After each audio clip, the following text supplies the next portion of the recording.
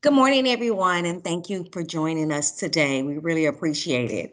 We're glad to have you here. I'm going to introduce our interim director. His name is Mr. Keith Bynum. I'm going to also introduce the outreach staff. I am Onika Porter, the admin manager, and Latasha Smith is our community involvement coordinator. Pedro Sosa is our community liaison. Becky Benitez and Dejanay Jones are both our community liaisons as well. We thank you again for joining us. The Fair Housing Act prohibits housing discrimination based on race, color, national origin, religion, sex, disability, and familiar status. If a landlord refuses to rent to you because of your service animal, the language you speak, or the color of your skin, you may have been a victim of housing discrimination.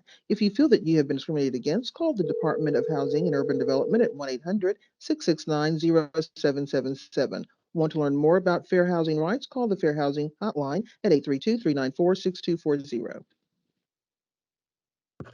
And now we will have our first speaker, Ms. Kimmy Johnson, our Fair Housing Education and Outreach Coordinator.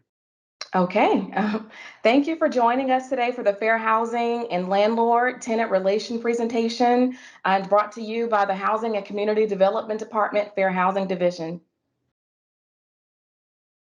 So my name is Kimmy Johnson, and I work for HCDD as the Fair Housing Education and Outreach Coordinator.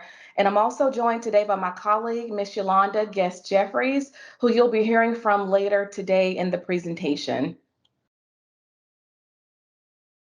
So first is our agenda, and during the workshop, we're going to be giving a brief overview of the Fair Housing Act and the federal protections. And then Yolanda is going to come and walk you through the landlord-tenant relations portion, followed by the eviction process. And then I'll be back to cover our exciting funding opportunity, the 2021-2022 Fair Housing Ambassador Program, and also tell you how to apply. So stay tuned. So first, this is just a reminder that this information that we're going to be providing today does not in any way constitute legal advice. We're providing this informational material. So if you do require legal advice, just please consult an attorney for assistance. So let's talk a bit about fair housing and why it is so important. So the Fair Housing Act was passed in 1968, and it's a civil rights law that was created to basically put an end to discriminatory practices and any related activities related to housing. And so the Fair Housing Act ensures that every person has the right to rent a home, to purchase a home, or to obtain a mortgage without fear of being discriminated against due to their membership or their perceived membership in a certain class. And so basically this slide is an illustration about where you live and how important and why it truly matters, because housing plays a significant role in determining your quality of life because it directly affects your access to transportation and recreation in your neighborhoods, housing that's within your budget, your social, cultural, and educational opportunities, as well as employment and where you go to get medical services, and also entertainment opportunities. And so just a quick example, children whose families move to the neighborhoods with better access to opportunities by the age of 13, they ended up earning higher future earnings than their peers and had higher college attendance rates. So housing discrimination basically restricts access to these opportunities. So as mentioned, the Fair Housing Act covers a number of processes around housing and housing transactions, and they include the rental or the sale of housing, housing services and facilities, even on down to advertising, lending, and insurance, reasonable accommodations and modifications for people with disabilities and for those with limited English proficiency, as well as protecting residents from harassment and retaliation. So let's go through some examples of what this may actually look like. And so a realtor could, for example, could not steer a family away that's looking to purchase a home in a predominantly white neighborhood because they're Black. Or a bank could not impose some higher interest rates on loans specifically for Hispanic home buyers. Another example is that landlords could not produce discriminatory ads that say no children, or only provide ads in English in an area that's highly populated by people who may speak Spanish. And one final example is landlords can say that a second floor apartment is unavailable to a person who uses a wheelchair, even though it's actually available for rent. So at this time, I'm going to detail each of the 7 protected classes under the Fair Housing Act. And so, like I mentioned earlier, the Fair Housing Act just ensures that everybody has that right to purchase a home or make a housing transaction despite their membership or perceived membership in a certain class. But despite the passage of the Fair Housing Act years ago, some groups are often still excluded from the access to quality and fair housing, and that just continues the legacy of discrimination in our country. So under the Act, these residents are protected from discrimination on the basis of race, color, national origin, religion, sex, familial status, and disability. So now we're going to review them in a bit more detail. Race is a grouping of individuals based on shared physical or genetic traits. And it can include skin color, hair texture, facial, and other physical or genetic traits associated with a racial or ethnic group. Race refers to being white, Black, Asian, Pacific Islander, etc. And it's important to note that racial discrimination includes discrimination for perceived race or being biracial. The question, what are you, or where is your family from, can be a sign of racial discrimination. Also, racial discrimination can occur because of association with particular races. One skin color is not more protected than another.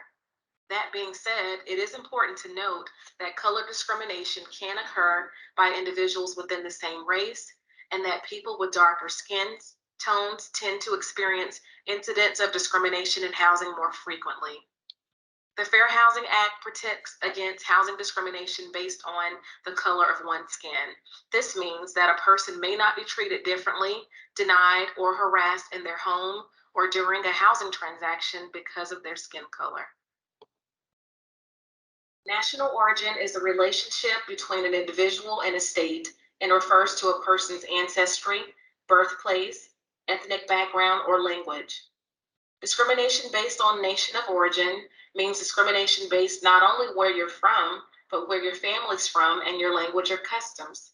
For instance, creating more favorable rental terms for native English speakers is an obvious case of discrimination. Of note, discrimination based on limited English proficiency, which is the limited ability to read, write, speak, or understand English, can also be considered race discrimination. Familial status protects families with children under the age of 18 from discriminatory actions, including couples adopting children, legal guardians of children, foster parents, grandparents with dependents, and pregnant women. Like in the case of other protected classes, landlords should be aware of both obvious and more subtle forms of discrimination based on familial status. For instance, denying a rental property to a tenant who otherwise qualifies for a unit because he or she has a toddler is an obvious form of discrimination. However, cases have existed where landlords group families with small children into less desirable areas of the apartment complex. While this may be a defensive move to counter noise complaints, it unfairly restricts access to units that otherwise are available to other residents. Other examples can include restricting how families with children can use other common areas, charging additional fees for children, or restricting children from playing outside. The Fair Housing Act prohibits housing providers from treating renters or homebuyers differently because of their religion or because they engage in religious practices and rituals. Discrimination includes refusing to rent or sell, charge more, or offering different terms to someone because of his or her religion. Housing providers are prohibited from making discriminatory statements or publishing discriminatory advertising, as well as making false statements about availability. Next is the range of characteristics pertaining to and differentiating between masculinity and femininity based on biological sex. Gender stereotyping, sexual harassment, and discriminatory pricing are all examples of discrimination based on sex. An example of this would be having a policy of not renting a garden or basement apartments to single women for their own protection or safety. In 2021, HUD announced that it will administer and enforce the Fair Housing Act to prohibit discrimination on the basis of sexual orientation and gender identity under the protected class of sex. The Fair Housing Act prohibits discrimination against individuals who have disabilities or who are associated with people with disabilities. A disability is a physical or mental impairment that substantially limits major life activities, such as walking, seeing, hearing, speaking, learning, working, or caring for oneself. People who are regarded as disabled or who have record of a disability are also protected. Discrimination based on disability can also occur if a person is denied reasonable accommodations, such as allowing assistance animals or providing an assigned parking space closer to the unit, as well as reasonable modifications that will allow a person full use of housing features such as lowering cabinets or light switches or installing a ramp.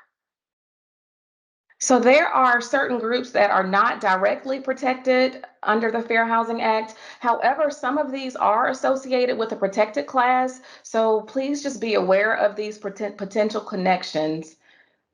So the following are not protected classes under the federal law, and that first one is source of income.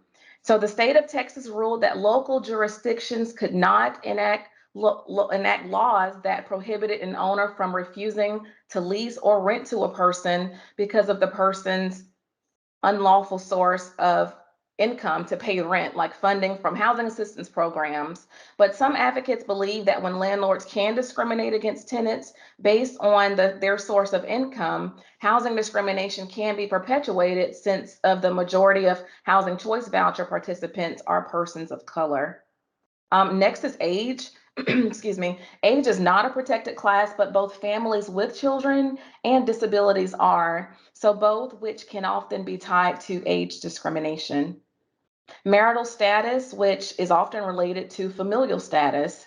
And finally, a criminal record. And so people with criminal records are not protected under the Fair Housing Act. However, according to HUD, and due to racial and ethnic disparities, criminal history-based restrictions on access to housing are likely to disproportionately affect Black and Hispanic persons. And again, while these aren't considered as protected classes, sometimes they are often associated with a protected class. And so we just want people to be aware of those potential connections. So any individuals who believe or suspect that their rights may have been violated are highly encouraged to submit a fair housing complaint as soon as possible. And so there are several ways to file a complaint. So in Texas, Texas residents can file a complaint through the Texas Workforce Commission Civil Rights Division. And anyone can file a complaint directly to the U.S. Department of Housing and Urban Development, also known as HUD. And so HUD also provides assistance for people with disabilities who may need additional help filing a complaint through reasonable accommodations and auxiliary aids and services. And that number to file a complaint with HUD directly is 1-800-669-9777, or you can visit HUD.gov. And finally, Houston has a nonprofit organization called the Greater Houston Fair Housing Center that can assist residents and file a complaint. And that telephone number is 713-641-3247. And before I turn things over to Yolanda, I just want to remind everyone that we have a variety of outreach and materials that you can use and share with your communities. So on our website, we have downloadable fair housing information in 6 different languages. I'll drop the link to our page in the chat. We also have the Landlord Tenant Fair Housing Hotline that Yolanda runs, and it's free to any caller. That hotline is a great resource, and we want people to know that they can call anytime they have any tenant landlord questions or fair housing questions. And the hotline number is 832-394-6200, extension 5. And finally, a staff member from the fair housing team is available to give presentations about fair housing related topics to any audience.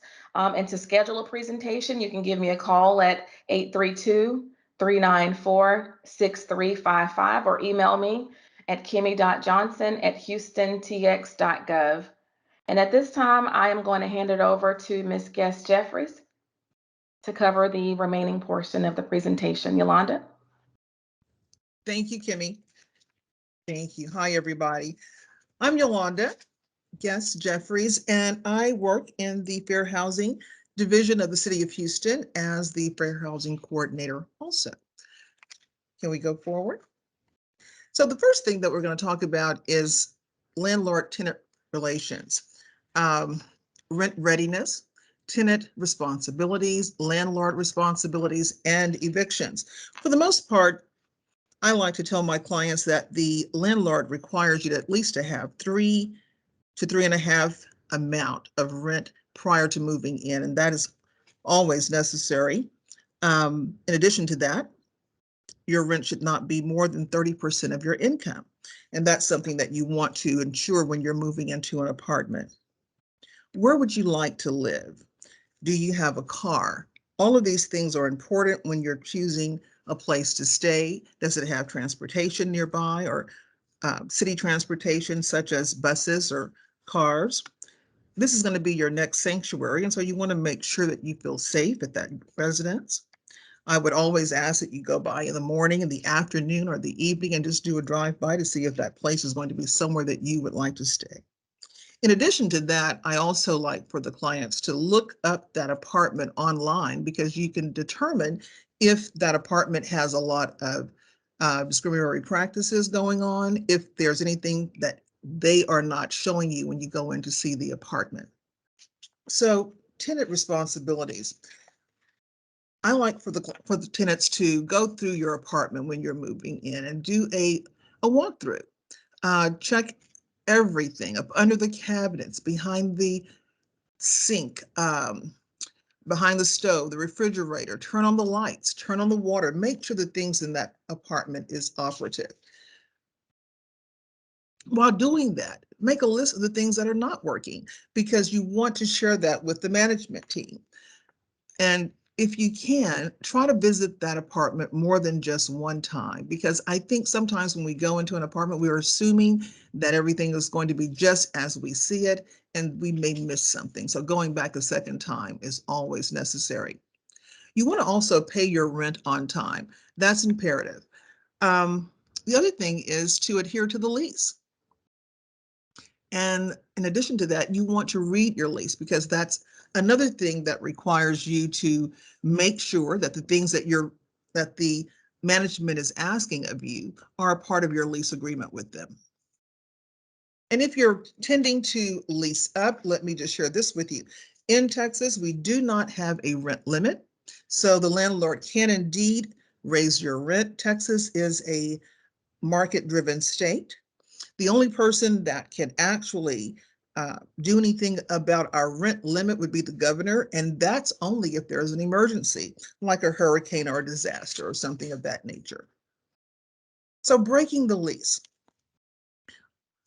There are only a few things that will require you to break the lease, and that is, of course, if you're a person in the military and you're going off to a camp or something of that nature, you can break your lease for that reason. But in addition to that, it has to be a domestic situation where you can very well prove that the person that you're living with is not compatible to you.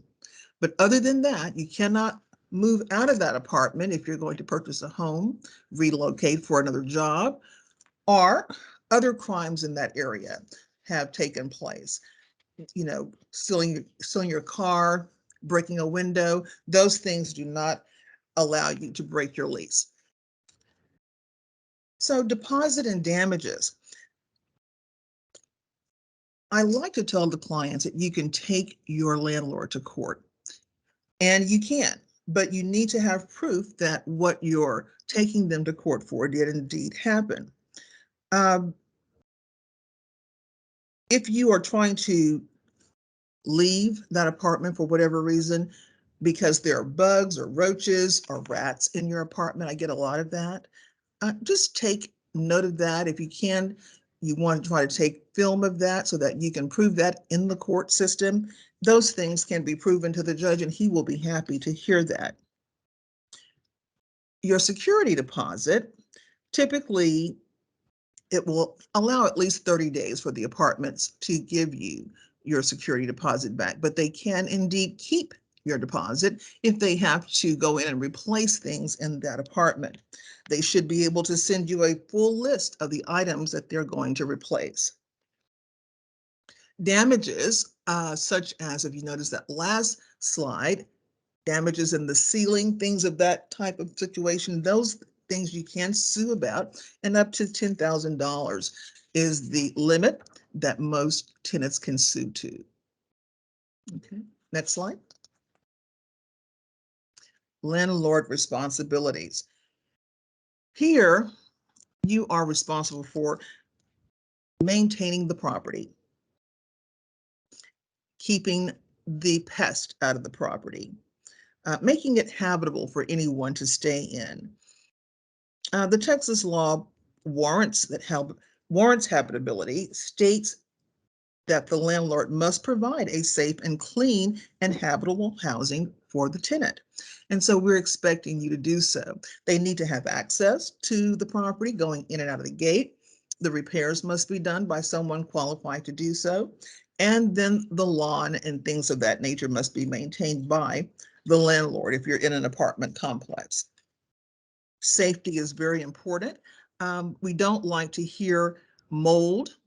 There's no hot water, no electricities, and vermins are about, those things are what people typically call the hotline about, to which I do refer them to our 311 access line so that we can report that to the health department. Next slide. Reasonable accommodations. I get a lot of calls about that. And you can ask for these things to be done for you. You can ask for grab bars. You can ask for the sink to be lowered so that you can have access to it, for the doors to be widened and ramps to be included.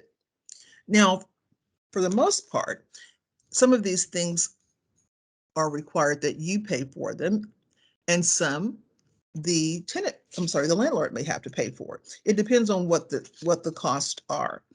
And I try to tell the clients to certainly speak with the landlord before requesting those things, and also how much those things are going to cost, because some people will make the necessary changes and some will not. Now, the widening of the doors, there are a lot of apartments that once that door is widened, there's no need to turn it back to where it was, because it actually makes very much sense to keep that at the way that it's been changed to for other tenants that are moving in as well, along with the ramp. Next slide. Constructive eviction. I get a lot of this right now because evictions are one of the things that are most apparent during COVID season. And what's happening, because clients cannot pay their rent, is that the landlords are removing the doors, entering the apartment to leave a notice. They can do that. Now, they should not just do it without telling you. They can't just come in and out consistently. That is not what they're supposed to do, and they shouldn't do that. They can lock you out of your apartment, and sometimes they even switch off the utilities or the air. And those are things that we try not to do. We try to hear those things not being done, but they can be done if rent is not paid. Go forward. If you receive a 3-day eviction notice, please do not leave. The landlord has to take you to civil court first. The 3-day notice is simply a verification that you haven't paid the rent, and they'll give you a requirement if your rent is paid by a certain date. If it isn't, then be sure that you go to court, because you don't want the landlord to inadvertently put a negative item on your credit report if at all possible. And speaking of credit, I've often gotten calls about clients who are concerned that people are not renting apartments to them because of their credit situation, that is not something that we can litigate for you, nor can an attorney. Your credit is your own private circumstance. And then call 911 if the landlord is trying to force you out during the time that you haven't gone to court. So if you've gotten your 3-day notice and they're still knocking on your door asking you to move out, you can indeed call 911. Next slide. When you go to the Justice of the Peace Court with your eviction, they will verify that with the judge. The judge is going to go over all the things that you're wanting to know, whether or not you have followed the rules of the apartment complex and vice versa, whether you've had rats or mold in your unit. Those things are going to be addressed, and you can share that with the judge at the time that you're there. You can also file an appeal. We ask clients to do that because that typically gives you about 30 more days to perhaps stay in that apartment if you can't move at this time.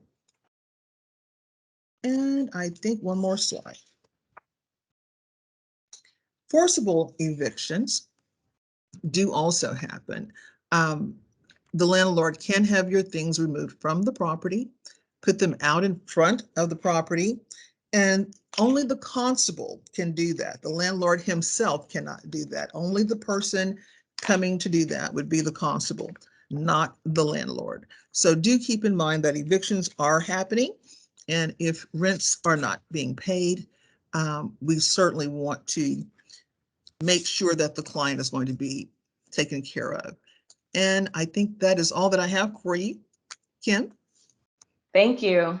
So at this time, I am going to briefly cover our Fair Housing Ambassador Program. And so the City of Houston's Fair Housing Ambassador Program, it is an ongoing series that's designed to support local organizations and community advocates who want to work to decrease housing discrimination and increase fair housing knowledge in their communities. So this year, this is a grant and a volunteer program that's designed to support those nonprofits and community groups that want to do outreach, fair housing outreach in their communities, but with an emphasis on reaching historically underserved populations. And so this cycle of the program will focus specifically on the fair housing needs and the rights of renters in Houston. HCDD is going to host 3 free virtual trainings that are designed to support the applicants and those that are interested in better connecting with their communities. And so these trainings are going to be interactive, and they're going to be led by a team of marketing professionals from Taylor Collective Solutions. And then we're hoping that at the end of these trainings, you're going to be better prepared to create an outreach strategy to help you more effectively engage with your community. And additionally, those who attend all 3 trainings are going to be given priority in the Fair Housing Ambassador Program application and proposal evaluation. So for those trainings, space is limited, so please register now. So the 2021-2022 Fair Housing Ambassador Program has been designed to reach these goals. So rather than using this program for case management or for building affordable homes, it was designed specifically for direct engagement. And so grant recipients can use up to $7,000 to address fair housing through outreach, marketing, and education and training with an emphasis on reaching historically underserved populations. We also want grant recipients to build new relationships or enrich existing relationships with partner nonprofits and other community groups to further outreach and to increase fair housing awareness at the neighborhood level. So it's important to note that grantees will be reimbursed for the approved expenditures rather than receiving the funding at the front end. So who should apply for the program? So we're seeking organizations and advocates who are looking to expand their outreach or to create a new initiative to address fair housing for renters in Houston. And so we want these organizations and advocates, they should be able to work at the neighborhood level to equip residents with the knowledge about their fair housing rights, and also encourage them to take action by filing a complaint if they suspect that their rights have been violated. So this grant utilizes HUD's Community Development Block Grant funds. And so, like we mentioned before, selected groups will be reimbursed for eligible costs according to federal regulations for fair housing activities, which include education and outreach to raise awareness around fair housing. And I just want to reiterate that this is a reimbursement-based grant, and all paid invoices will have to be submitted. Each organization that's selected to be a funded ambassador will receive a maximum of $7,000. So for more information though on the grant awards just in general, please refer to the Code of Federal Regulations Title II, Part 200. And if you do apply to be a funded ambassador and you're not selected, there is the option to be a volunteer ambassador if you indicate it on your online application. Okay, so how to apply for this funding opportunity? The application period for the grant is now opened. It opened this week. And so all interested applicants must complete an online application in order to qualify. And that deadline to submit your app is December 14th at 11:59 p.m. And just in case you missed the grant introduction workshop that we did this week, there is a recording of that on the HCDD website.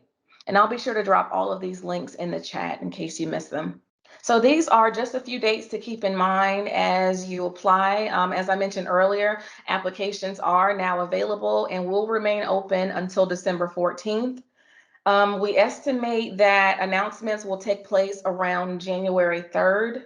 And the last thing I just want to mention here is that the marketing and outreach period will begin around January 24th and end on April 29th. So please plan to complete your activities within that time frame and be sure it's reflected in your application. So that concludes our presentation. On behalf of the Fair Housing Office, I just want to thank you all for your time today. And if you have any questions or if you think of anything later after we've completed this, you can contact Yolanda or myself at the numbers that are listed here on your screen.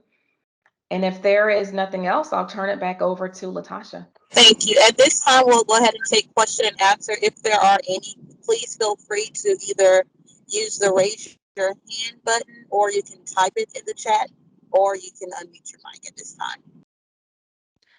Yes, good morning. This is, my name is Natalie Matuzak, and I'm from the Tahirih Justice Center. Thank you guys for this very informative presentation today. I did have a question about like reporting mold or some other hazard in a rented residence through 311. And I was wondering if you can talk about how that process looks on your end, like what what steps you take. Well, let me address that quickly. Typically, when we call 311, they're going to give you a confirmation number verifying that you've made the report. They're going to ask for your address, for the person that you're renting from, phone contact, and they do want to know that you tried to reach out to them.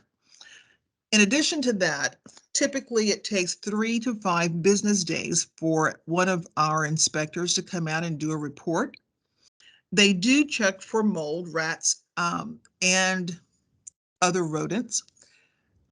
We cannot, though, tell the client that there's mold in their home. We can tell them if there's something that perhaps is not up to par. And I think the reason that we do that is because we don't want to be sued by so many different apartments within the city of Houston. But the process is simply that. Now, if you have made that report to 311, nothing has been done, or the apartment person has said that they have fixed the problem, perhaps they have worked something out with the health department, and that should be a part of that 311 number that they've given you. you should be able to call back and get an update on what transpired during that call. And if someone has come out, they should have an update for you there. Thank you. And just one more quick follow-up question. So how does like I know you mentioned evictions, and we know unfortunately there's a lot of evictions going on in the community right now. How does being behind on rent affect affect that situation? You know, like maybe a tenant is behind on their rent, but they're, you know, they're trying to get rental assistance, and the landlord hasn't pursued eviction yet, but could. How does that affect like a situation with mold and So getting that addressed? it shouldn't affect the situation with mold. The habitability of the property should still be the same standard. You should want that to be there for anyone that's renting from you, whether they're behind on their rent or not. The rent issue is totally separate. If they're behind on their rent, we like for the persons that are living in that unit to speak with their leasing person, and to make plans with them. They can call them and say, listen, I'm behind on my rent. This is why. We don't know what the reasons are, but hopefully they're able to work things out with you. If that is not the case and you're not hearing from them, certainly you can by all means try to evict them from your property. That's certainly up to you. We are simply stating that if people are behind on their rent, we do want them to go through HoustonHarrisHelp.org while there are funds available and try to get assistance. That's why it was open for them in the first place. But outside of that, I don't think that we really can't take a stand either way, because I'm going to give the same information to you as I would to the client. They need to be in contact with you to let you know what they're going through and why. But the mold, that is a habitability issue. And if you, as the landlord, know that it's there, we expect you to take care of that. Okay. Hello. Can anyone hear me now? Yes. Hi, this is Natalie Dixon. How you doing? Good. Okay. So you brought up the Harris County funding for the tenants to be able to go and receive the funds. Mhm. Okay. I don't know if you are aware, as I spoke earlier, the issue, there's an issue. As a landlord, we were supposed to go online and submit our properties that we knew our tenants were having issues. Now, I've done that, and the tenant will come back to me and state they don't even see it. They don't see our information online. And even I've gone on the site and I don't see our information online. So, what I've told the tenant to do is still go and apply, and maybe they'll see our name from there. Are we speaking about Baker Houston? Ripley, Gov? yes, for Okay. Baker Ripley, the Harris County. So I've already done my due diligence, and then I state to the tenant to do the same thing. Now, then I receive an email from Baker Ripley, the Harris County, for me to go and apply. Well, I've already done it. Why am I doing this again? I know that I've can be already quite submitted. stressful. Let me ask you this. Yes. If you don't mind, I would ask you to call me, because what we can do, we can certainly send a request to the manager that I've got in touch with at Houston Harris Help, and we can send her an email letting her know that you've already applied, but for whatever reason, your information is not online with them and you're being asked to reapply again. That probably can help the situation. I think if we bring that to her attention, and you're welcome to call me at 832-394-6200 extension 5, or you can email me at yolanda.jeffries@houstontx.gov. And we'll make sure that she knows that you are trying to get some help for your tenant and that they're Right. asking you to apply. Yeah, I'm sorry for cutting you off. Because reason why I'm bringing this up to your attention, because I know I'm not the only landlord having this issue. No, you're not. I've gotten several calls from several landlords, so Yeah. I'll be And happy. the other thing is, okay, so you guys have to realize, before the COVID had started, a lot of landlords were about to evict tenants because they just didn't want them in their property anymore. So I know you guys are wondering why the landlords are not accepting the money. It's because on the contract, once you accept that money, you can't get rid of them. So, they have the right to stay. If at this point you're not accepting the money, you can state why you're not going to accept the money. Perhaps the tenant has not applied to whatever rules or regulations you had in your contract. There are reasons that you're asking them to leave, and we're not trying to get in the middle of that. If you're trying to get rid of a tenant because of some disagreement or whatever the case may be, you can certainly do that. The governor has opened up the state, so we're open for business and you can evict them. Okay. That is not a problem. We certainly would like for people to pay their rent. I always tell the clients to pay their rent, whether there is a problem with mold or anything like that. They do not have the right to withhold those funds. However, if they cannot pay because they simply don't have the cash and they're needing rental assistance, then we do ask them to utilize that service. Now, that service was put in place because of COVID. And that's why we're asking them to go there. Now, I do know that there are people that take advantage of that opportunity. I cannot tell you that I'm surprised by that, and I don't know what every circumstance is. So if you're needing to evict someone, as long as you're following whatever rules that you've set down in your lease agreement, you should not have a problem with that going forward. No. I'm not having a problem.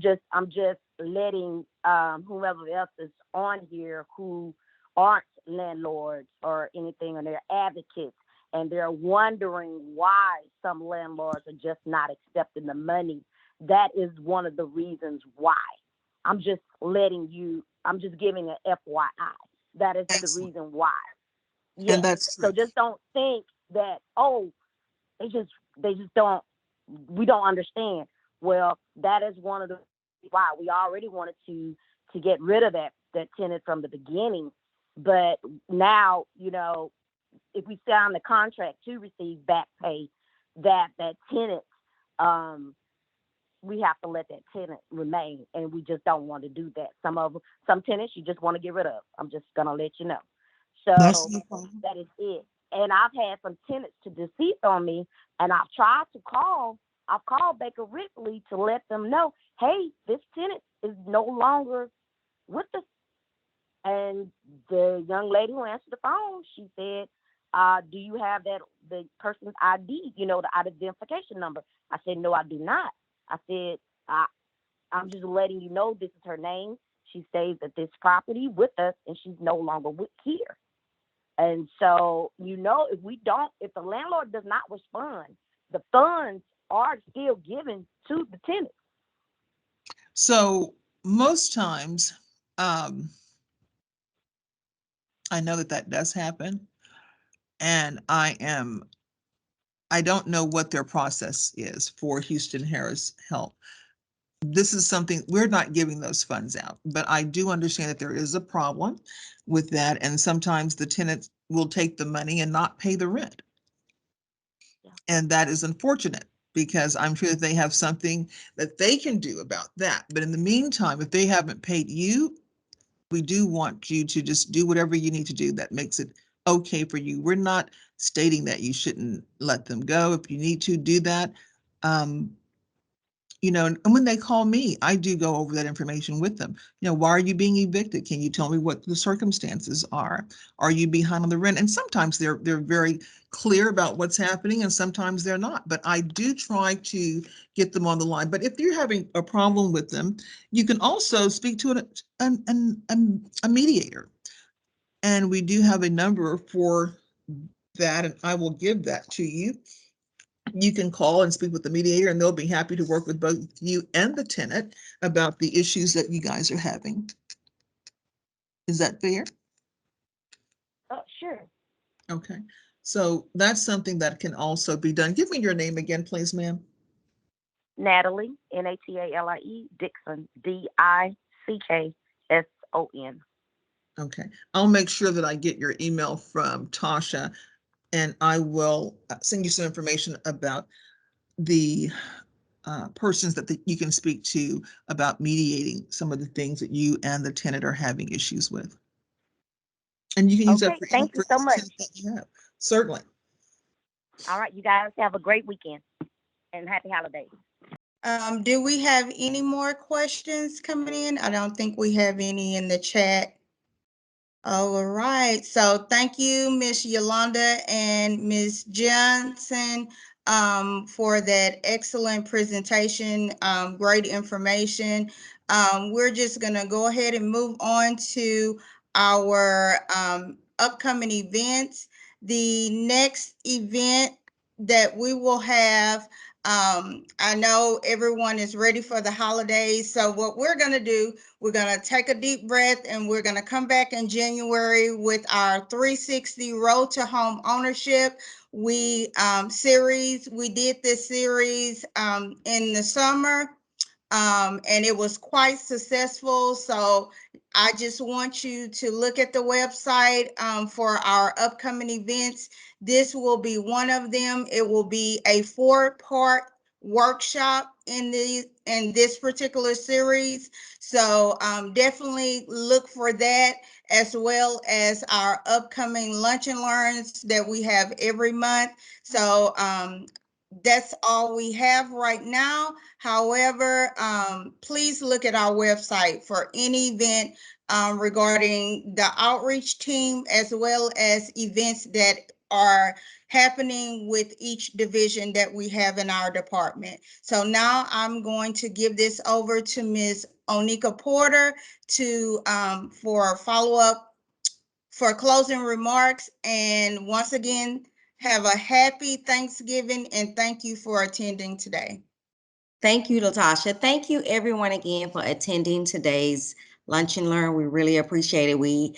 I want to thank all the presenters for all the helpful information that they gave today. Again, if you have any additional questions that you may not have been able to ask on the online right now, you may not even remember it, please don't hesitate to reach out to us. We're all available to answer your questions, or if we can't answer them, we'll get the answers as soon as we possibly can. Again, we thank you for joining us, and we hope to see you in our future events. Thank you and have a nice day.